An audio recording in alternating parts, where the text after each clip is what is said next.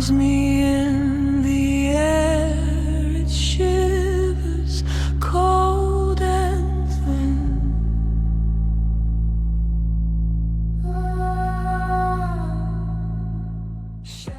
Echoes of the Forgotten Bride. Episode 20, The Final Vow. Every story has an ending.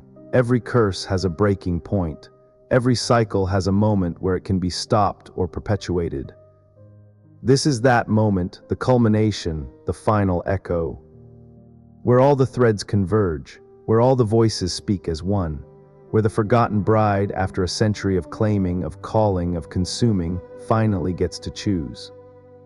This is the 20th echo, the last echo, the ending. Haven's end had changed, subtly, over the course of a year, over the course of 19 stories, 19 encounters with the supernatural, 19 people who'd faced the bride in her various forms and survived. The town felt different, lighter, as if each resolved story had lifted a weight, had closed a wound, had released a piece of the collective curse that had hung over Haven's End since its founding. But the bride herself, the core entity, the original spirit, she remained, wounded, fragmented, but present, still reaching, still calling, still trying to complete the vow that had been interrupted over a century ago. Until the day she manifested fully. It started at dawn. The entire town woke to the same vision, not a dream, a waking vision, shared, collective, inescapable. The bride stood in the town square, not ghostly, not translucent, solid, real, more real than anything else. She wore her wedding dress, pristine, white, beautiful, the dress she'd been drowned in, the dress that should have been rotted, destroyed, but was perfect, preserved by rage, by grief, by refusal to accept death. Her face was young, beautiful, but her eyes were ancient, exhausted. She looked at the town, at every person who emerged from their homes, drawn by the vision, unable to look away. And she spoke. Her voice was every voice, every woman who'd drowned, every bride who'd been betrayed, every person who'd been claimed by Haven's End's waters, all of them speaking as one. I have waited, I have called, I have claimed for over a century. I have taken pieces of you, your dreams, your lives, your loves, your choices, because I was taken from, was betrayed, was murdered, was denied my vow, my completion, my life. The town stood frozen, listening, hundreds of people, silent, witnessing. But you, some of you, have changed something, have broken pieces of me, have refused my claims, have chosen differently. And I am confused, I am divided, I am no longer certain what I want, what I need, what I am.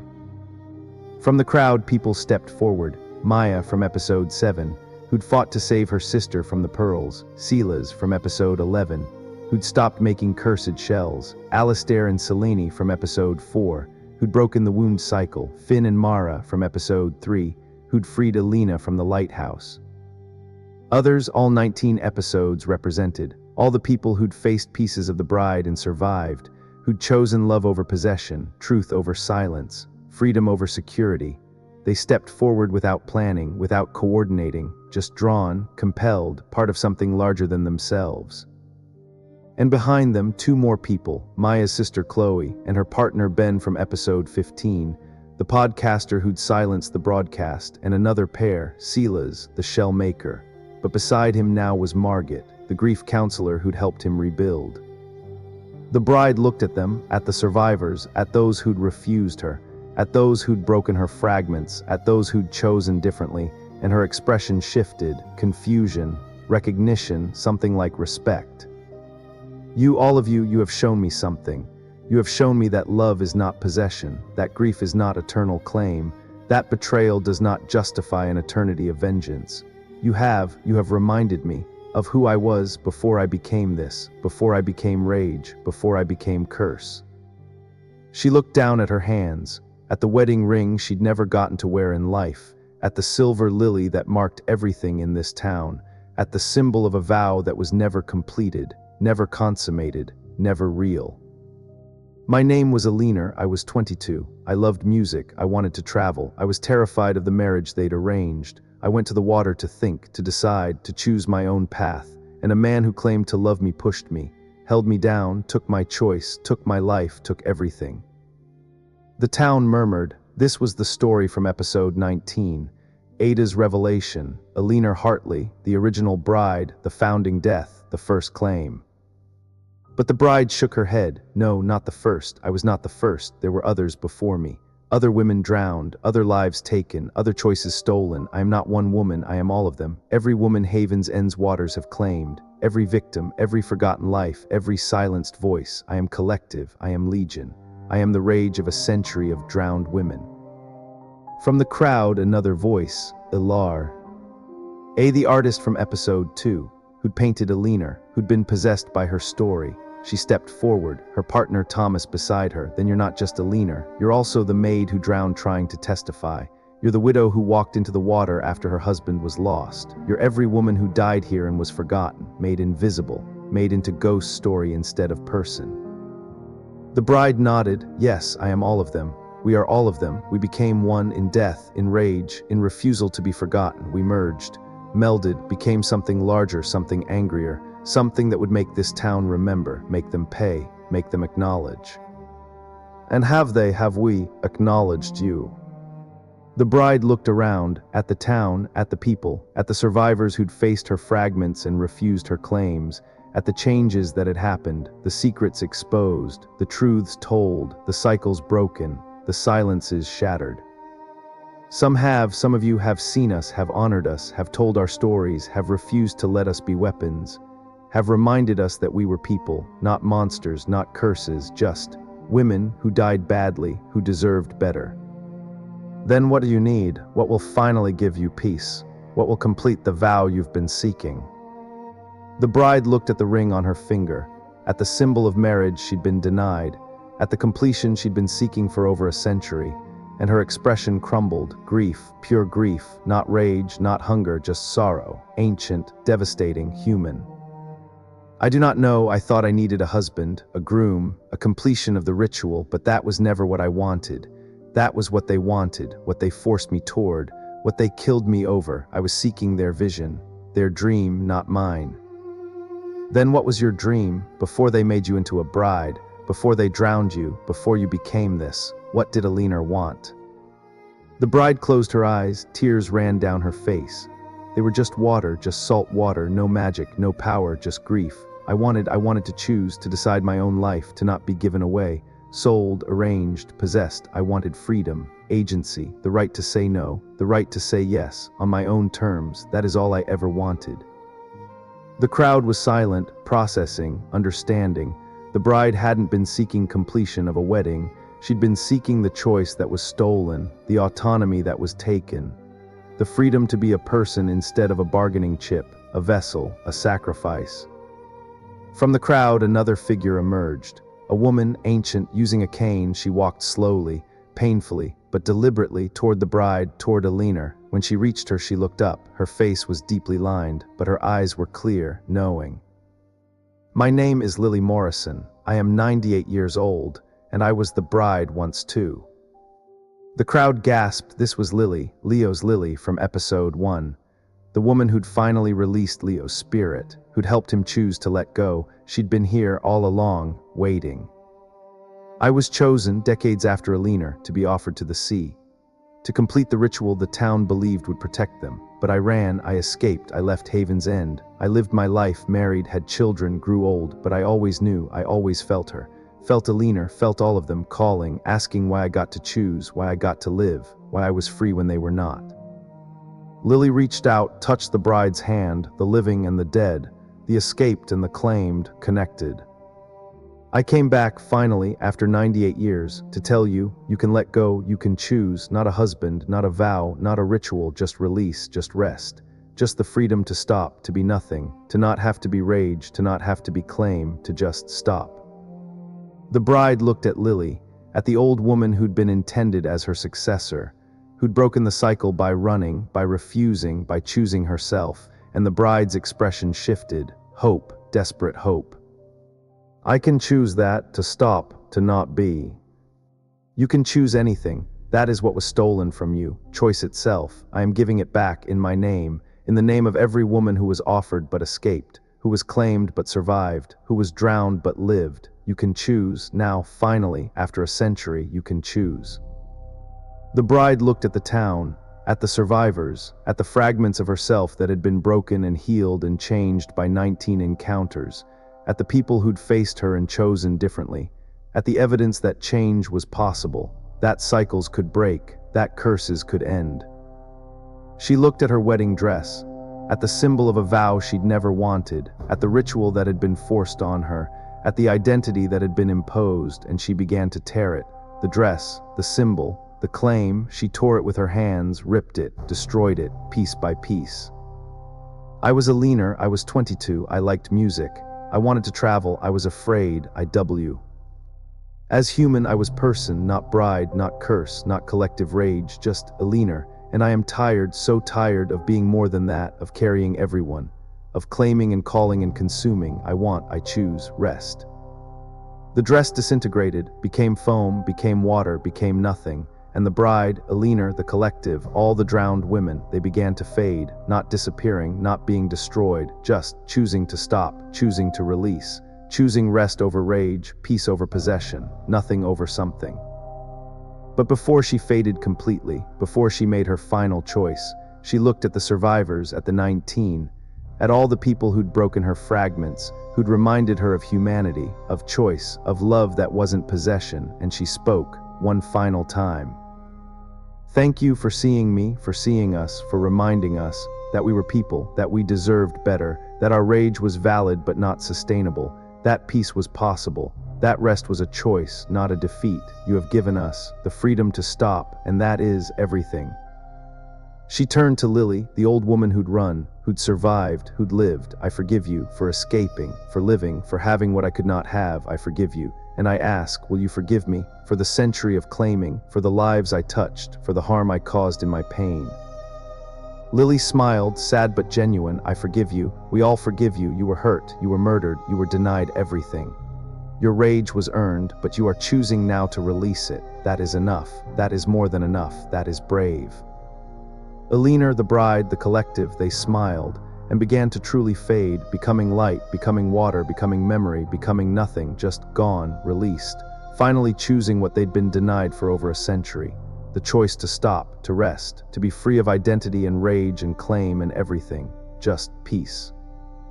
The town stood in silence, for a long time, processing, grieving, witnessing. The curse was over, the bride was gone, Haven's End was free, but it wasn't victory, it wasn't triumph, it was just ending, sad, necessary, real. The survivors gathered, the 19, plus others, partners, witnesses, changed people. They didn't plan it, didn't organize it, just gravitated together, drawn by shared experience, by the understanding that they'd been part of something larger, something important, something that had finally ended. Maya held her sister Chloe. Silas stood with Margit, Alistair and Selene, Finn and Mara, Alara and Thomas, all of them, paired and single and connected and separate, but together, having survived, having changed, having been part of the breaking. Lily spoke, her voice was soft but carried. I will die soon, I am 98, I have lived long past my expected years. I stayed alive for this, to witness this, to help her choose, to give her what was stolen. Now I can go too, rest properly, join her maybe, in whatever comes next. But I wanted to say, to all of you, thank you for helping, for refusing, for changing things. You gave her what I could not give alone. You gave her the evidence that change was possible. That was everything. Lily walked away, slowly, back toward the cottage she'd lived in as a young woman, back toward the life she'd escaped, back toward the ending she'd earned. She would die 3 days later, peacefully, in her sleep, having completed what she'd returned for, having given Alina the choice, the freedom, the rest. The town began to disperse, slowly, returning to homes, to lives, to normalcy, but different, changed, lighter. The curse was gone, the weight lifted, the bride released. Haven's End was just a town now, not a cursed one, not a haunted one, just a town with a complicated history, with stories, with scars, but free.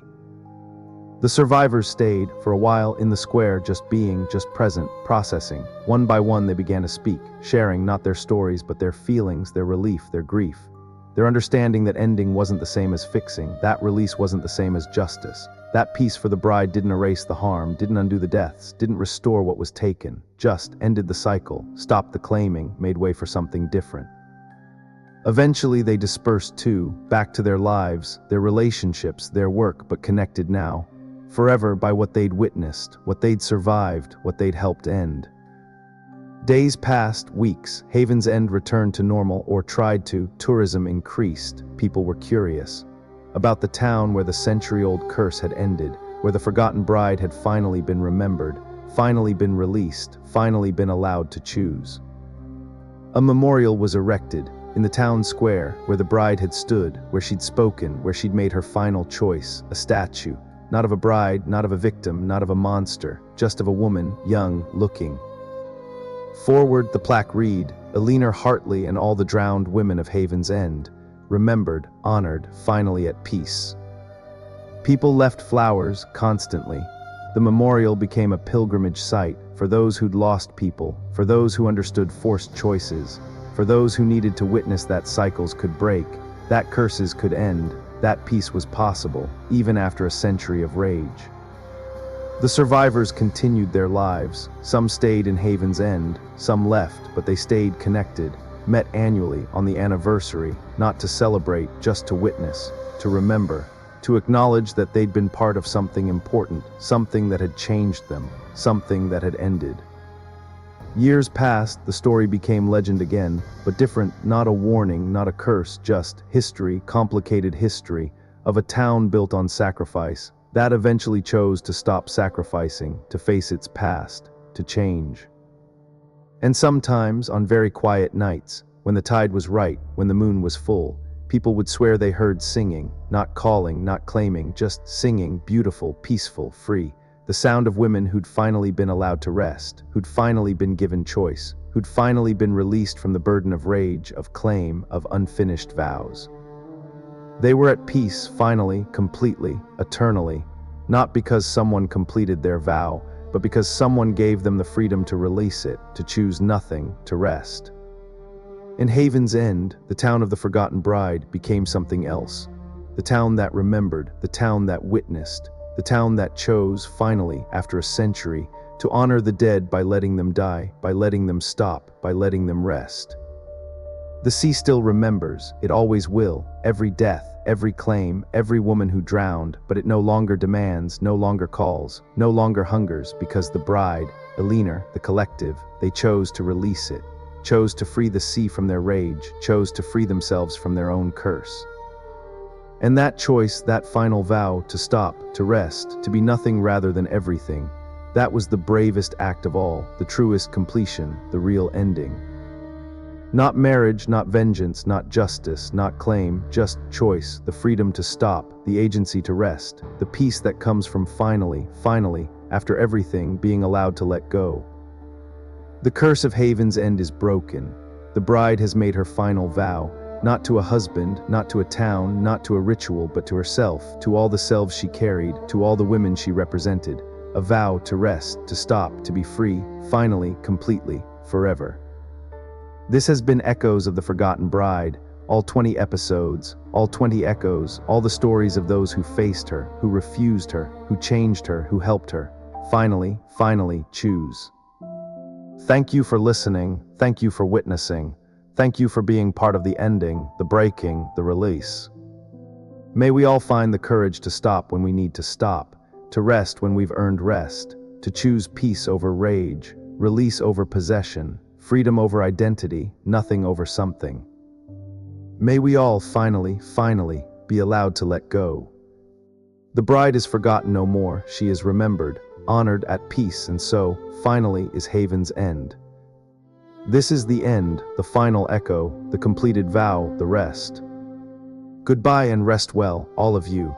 Living and dead, claimed and free, you've earned it, we've all earned it. Rest well.